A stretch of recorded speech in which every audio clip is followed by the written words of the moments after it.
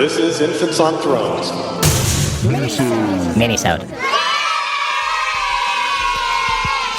Hey everybody, this is Matt from Infants on Thrones. And recently, the other infants put out some episodes on who wrote the Book of Mormon. They were pretty great, even though I wasn't on them. The reason I wasn't on them was because I simply had no interest in the topic.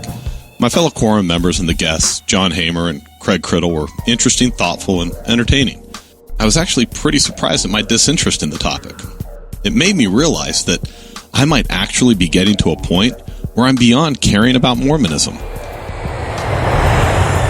Or at least about who wrote the Book of Mormon. To me, it's kind of like talking about who would win in a fight between Spider-Man or Batman.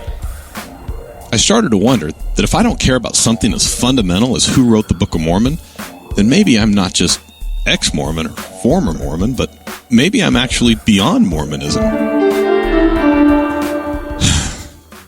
And then, the October 2013 General Conference happened.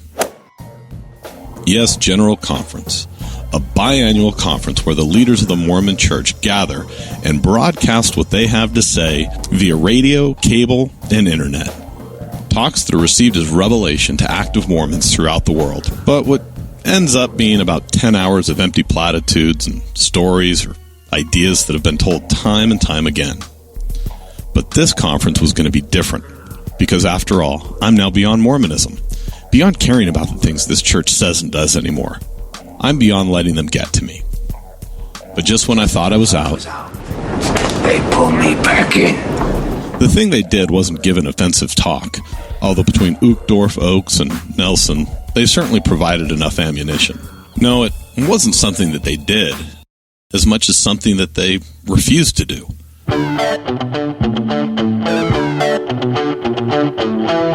And that was refusing to allow women to attend the priesthood session. Now, the priesthood session is always on a Saturday night, and to the men of the church, well, actually, to the men of the world. But this year, a group of women, referred to as Ordain Women, asked to get tickets to attend the priesthood session live.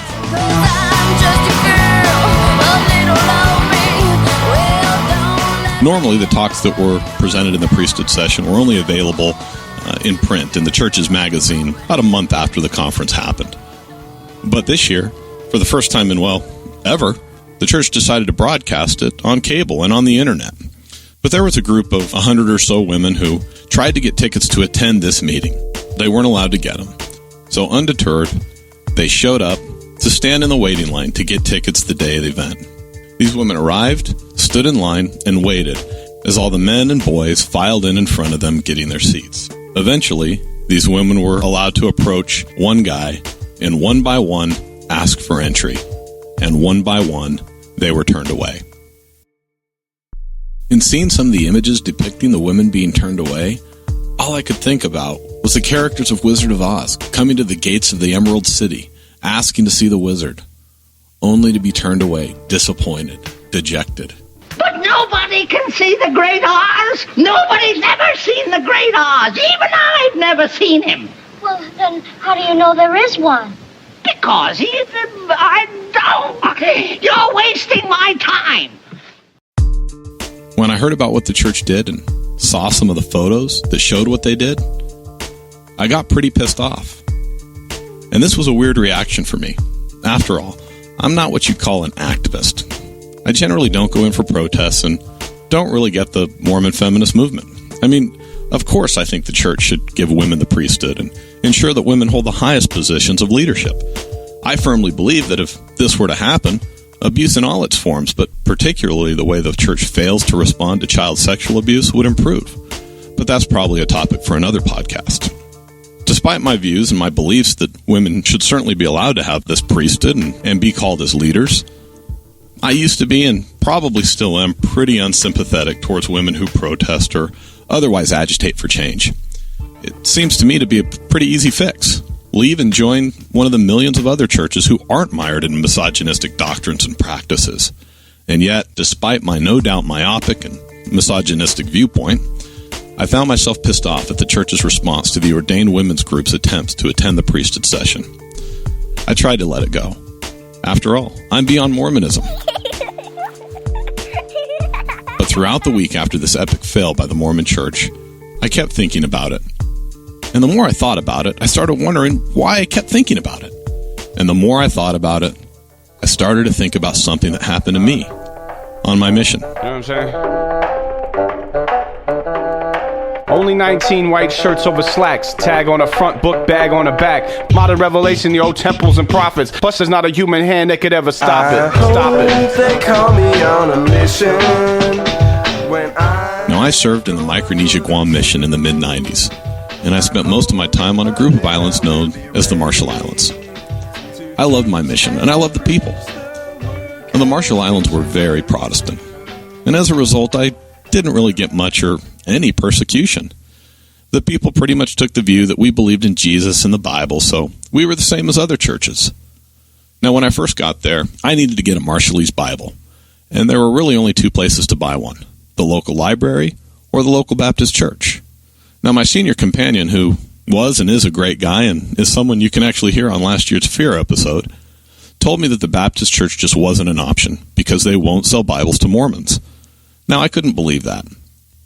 The Baptist church was in my area, and we'd pass it a few times a day, so I thought I'd test it out. Now, in the interest of full disclosure, I did have some ulterior motives. I did need a Bible, and the Baptist church was convenient, but I also wanted to prove a point, and thought that I might actually get a chance to do some good old Bible bashing. I know, even as a humble missionary, I was clearly a bit of a dick.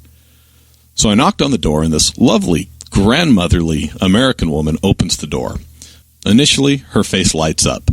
She appears thrilled to see some other Americans, or at least some other white people. Her face immediately turns to horror as she realizes these aren't regular Americans, but Mormons. Like all good missionaries, we happened to disturb their dinner, and the Baptist preacher ran from the dinner table to the front door. Now, this dude was the prototypical Baptist preacher. Imagine Bruce R. McConkie's doppelganger with a voice like Foghorn Leghorn. I say, what can I do for you boys? Even now, I can remember the way he used that word boy as a pejorative. At the time, I remember thinking how much disdain he must have for us. And remember thinking that as a Southern Baptist preacher, that's probably the way he refers to black males where he comes from. That's right, this Mormon missionary just called that Baptist racist without any sense of irony. I'd like to buy a Bible, I offer up in the most innocent and humble voice that I could. Well, I have a policy where I don't sell Bibles to Mormons. I shit you not, he used the word policy. Why? I ask him. Well, it's clear that we and the Mormons have some irreconcilable differences. I remember how he emphasized every single syllable of irreconcilable. Irreconcilable differences? That's a weird phrase. So what are they? I ask him. He explains that the Mormons clearly believe in a different Jesus than the rest of the Christian world does, and because of this, he doesn't sell Bibles to Mormons. Well, I'm done being humble at this point and make a quip about believing in the Jesus whose mother was Mary, was baptized by John the Baptist, healed the sick, performed miracles, was crucified, resurrected, and is the Savior of all mankind.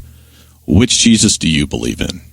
This led to a pretty pedantic, tedious, and quite frankly exhausting discussion about doctrines, scriptures, and biblical construction, which included the proper translation of certain Hebrew and Greek words. It was clear that there really were some irreconcilable differences. And having tried my hand at some Bible bashing and coming to realize the absolute futility of it, I bowed out. I told him there was clearly no point in continuing the discussion, but told him I wanted to leave him with one question to consider. You say we don't believe in the same Jesus, I tell him. And I want you to remember that the only reason I knocked on your door was to buy a Bible. And if the roles were reversed, I assure you, I would sell you a Bible. And if I'm as misguided about Jesus and the Bible as you think I am, maybe selling me a Bible would help me see the truth and the validity of what you're telling me. So ask yourself, if the Jesus you profess to believe in and is written about in that Bible you're refusing to sell me were here today, would he sell me a Bible? I was just asking for a Bible. I was just asking for a Bible.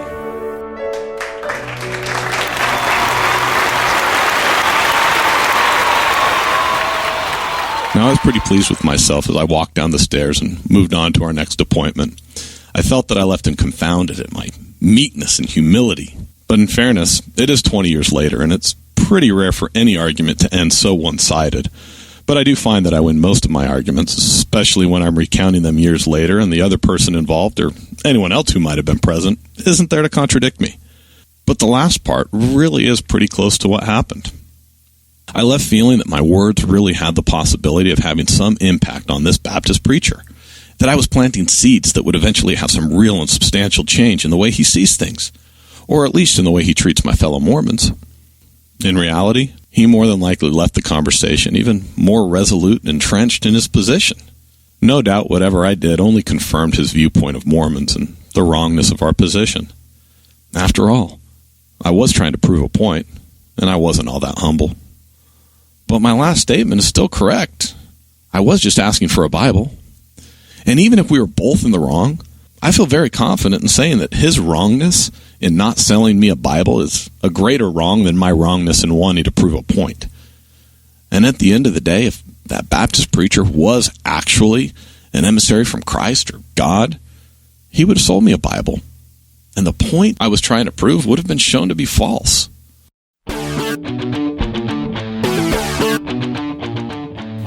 So, this is the experience that kept coming to my mind as I was thinking about the Ordain Women group trying to get into the priesthood session.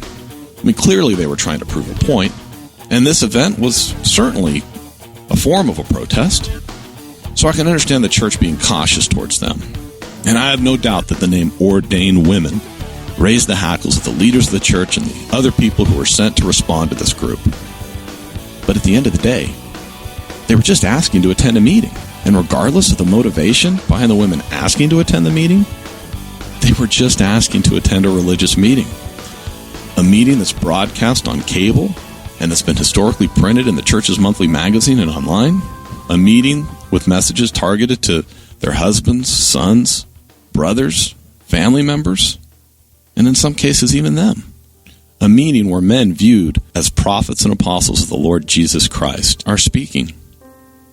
The question that I had for that Baptist preacher is the same question I have for the church. If Jesus really did exist, and he was who you say he was, and if he were there, would he have sent those women away? And if the church really is Christ's true and living church on the face of the earth, or claim to be any form of a representative of Jesus Christ, they would have opened the doors to these women. The lesson, for me at least, reinforces something that a good friend of mine's fond of saying. Sometimes people behave exactly as you expect them to. Or said another way, there's an old fable about a scorpion and a tortoise, both of which want to get across a stream. And the scorpion asks the tortoise to let him ride on his back, promising he'll do him no harm. The tortoise asks him to promise, because after all, you're a scorpion. Won't you sting me? The scorpion assures him, I won't. I just want to get across. I just need your help. Well, the tortoise does what he's asked to do, having faith in the scorpion.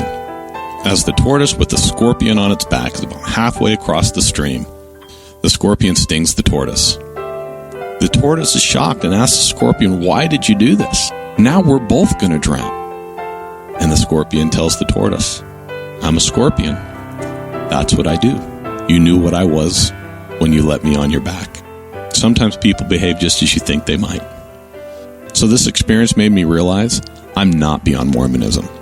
And as long as they continue to behave how I expect them to, or continue to sting other people, then I'm going to keep talking about it. Well, I guess I better call the guys. It turns out I just might have something to say about who wrote the Book of Mormon. Spider-Man would totally kick Batman's ass. Anyone for the closing prayer?